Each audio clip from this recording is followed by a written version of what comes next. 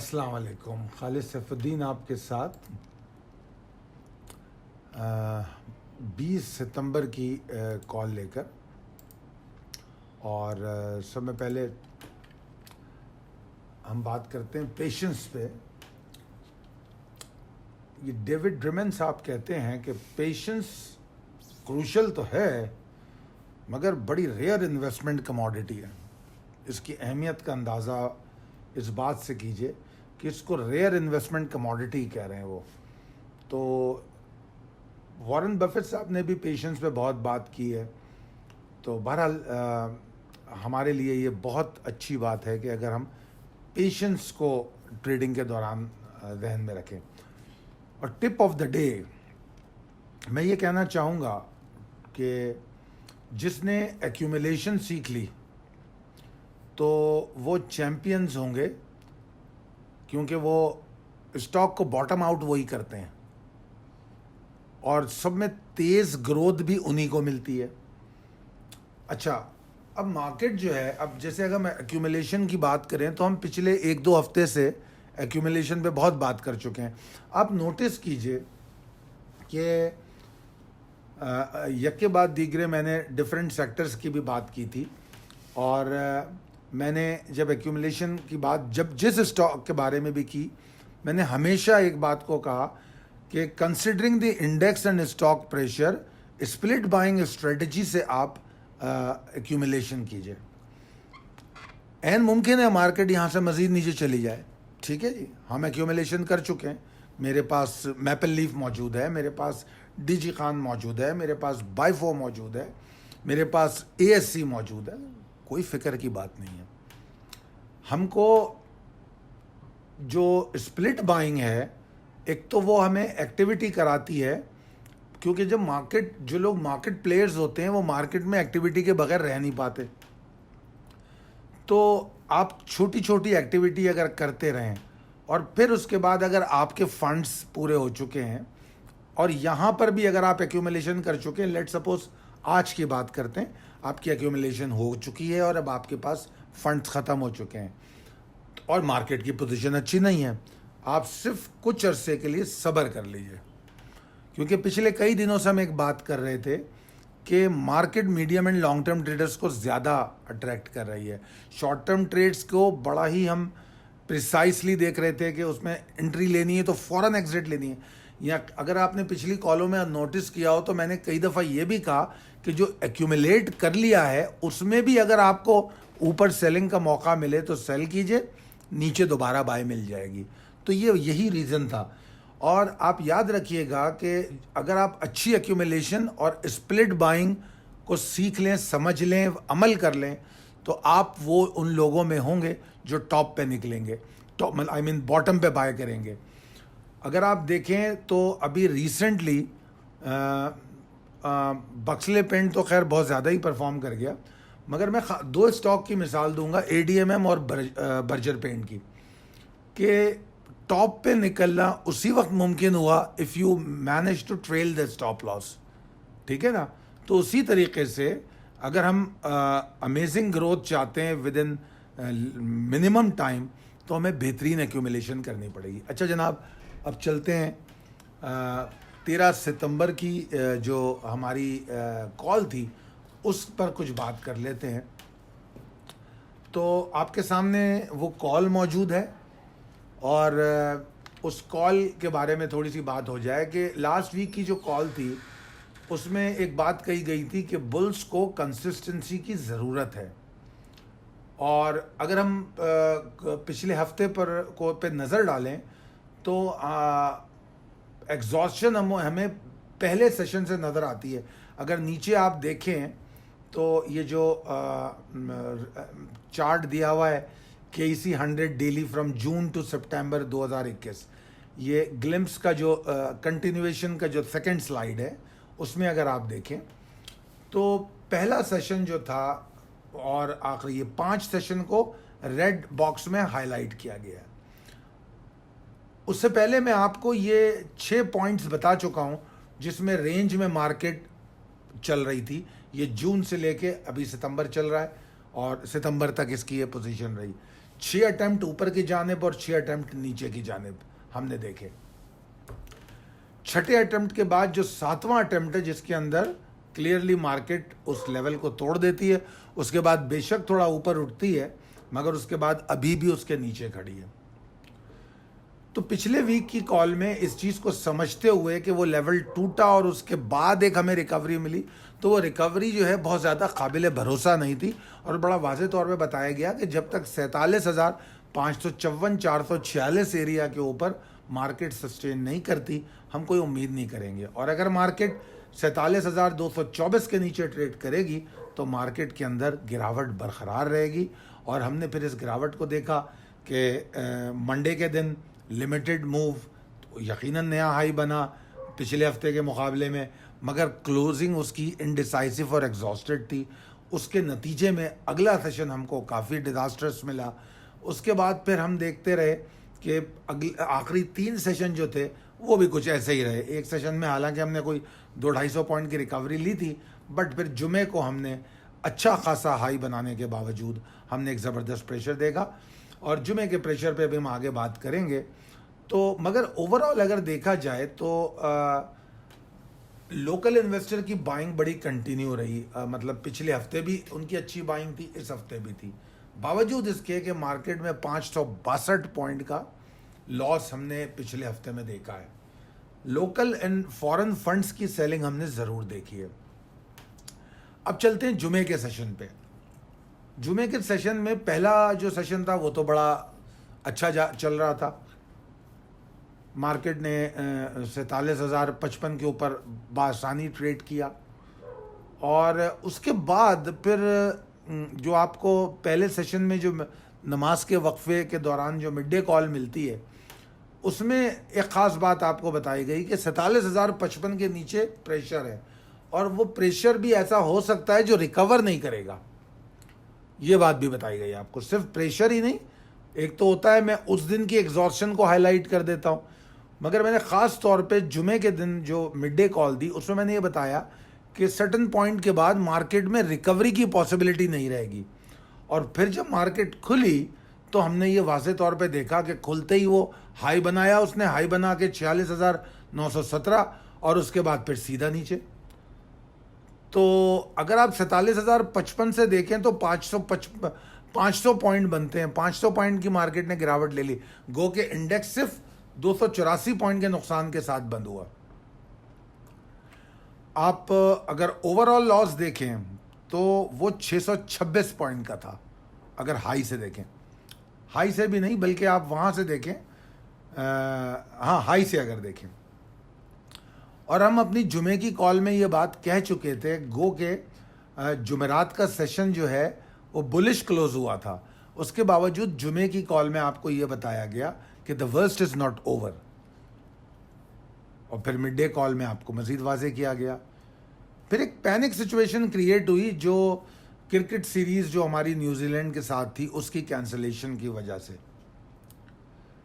और मगर इसमें हमने ख़ास तौर पे जो एक चीज़ देखी वो ये कि बाकायदा ये पैनिक क्रिएट की गई है, क्योंकि उस वक्त हम बहुत ही प्रिसाइसली मार्केट को देख रहे थे।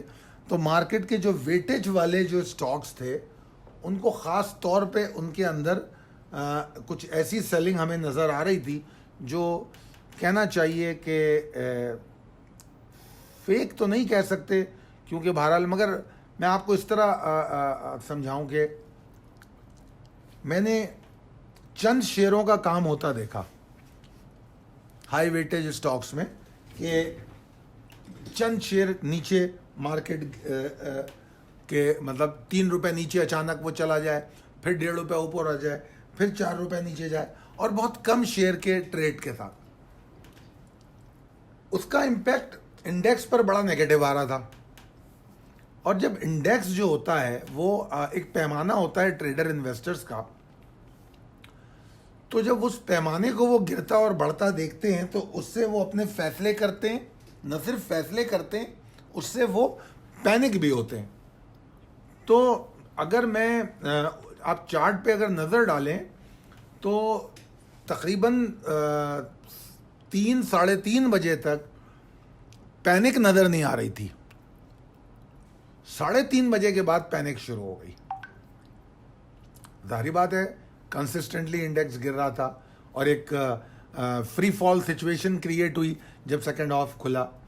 तो बहरहाल फिर उसके बाद हमने सिर्फ मार्केट में गिरावट देखी, और जब थोड़ी सी पैनिक क्रिएट हो जाती है तो ऑब्वियसली फिर हर कोई माल बेच रहा होता है।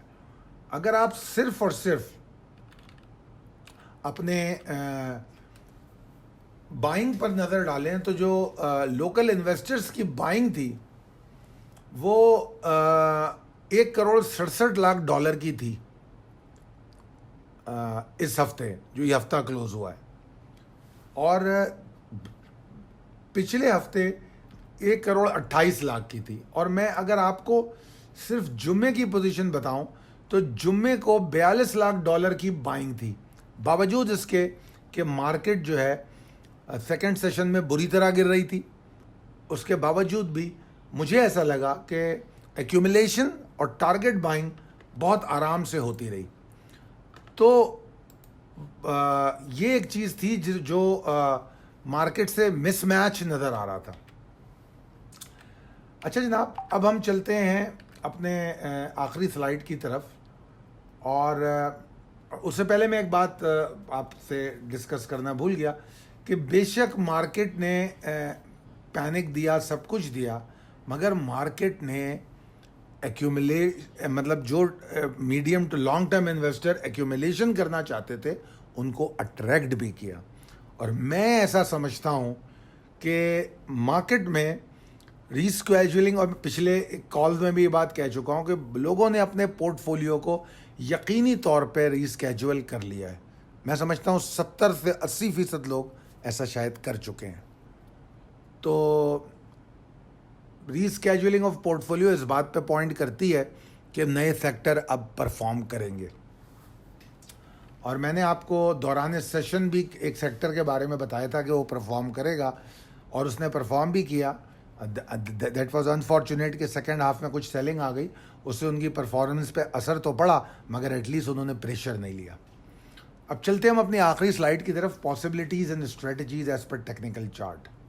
देखिए जनाब, जो भी बातें की मैंने, जो मैंने देखा, जो मैंने फील किया पिछले हफ्ते में, वो डिस्कस किया आपसे।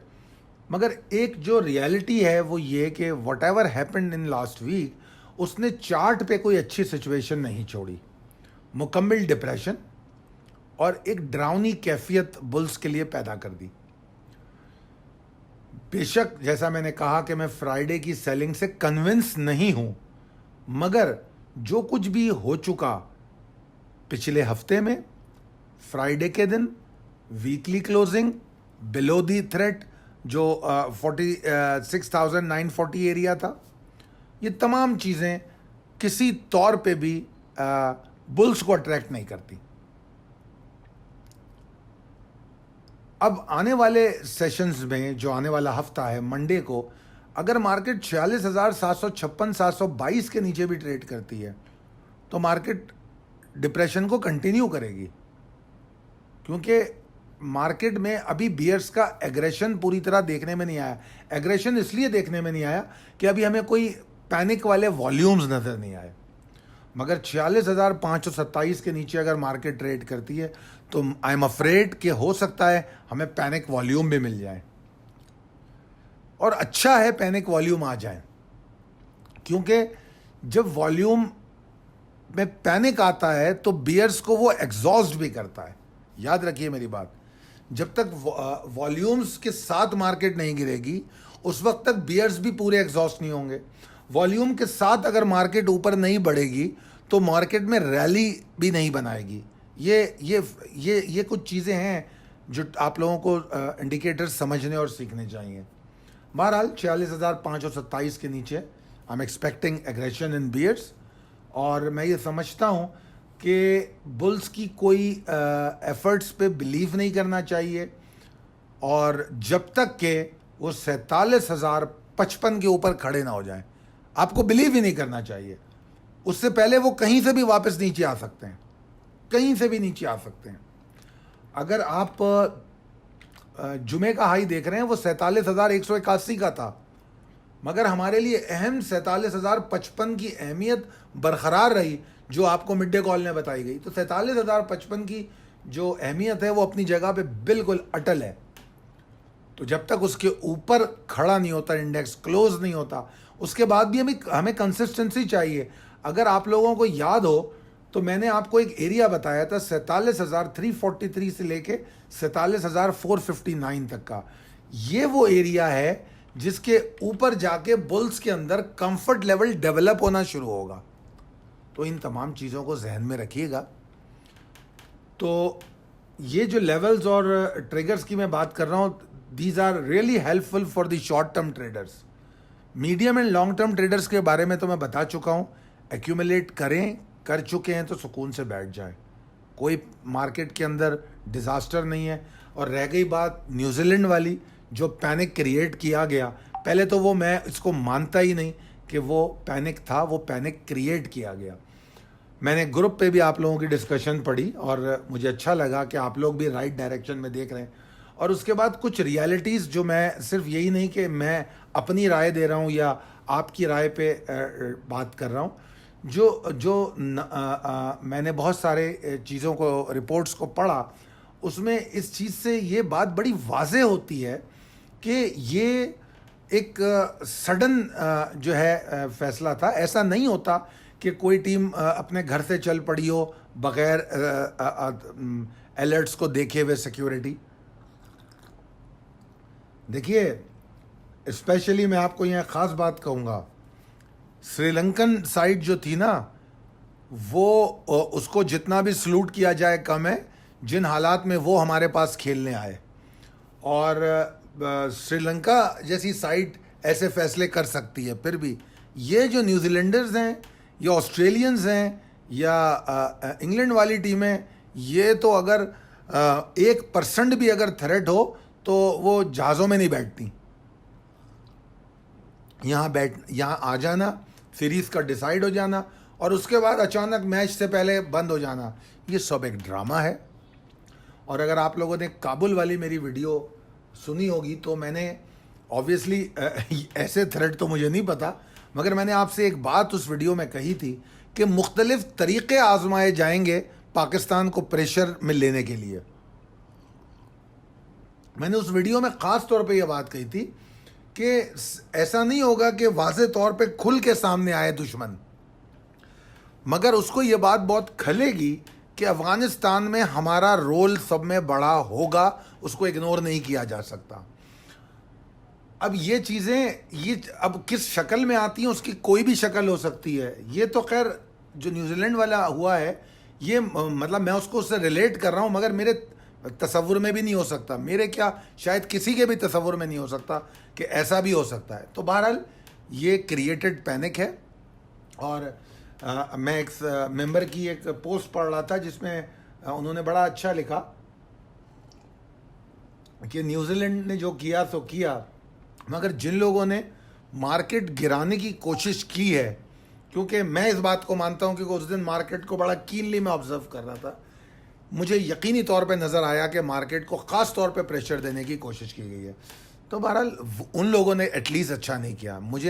मैं न्यूजीलैंड से कोई गिला नहीं करूँगा, मैं उन लोगों से ज़रूर गिला करूँगा जो अपनी मार्केट को ख़राब करने की कोशिश की। That was a deliberate effort और उसके नतीजे में यकीनन लोगों ने माल भी जमा किया होगा। बहरहाल परेशान बिल्कुल ना हो, आप लोग पैनिक ना हो। आपके पास थ्रेटनिंग अलर्ट्स मौजूद हैं, पहले से दिए हुए हैं।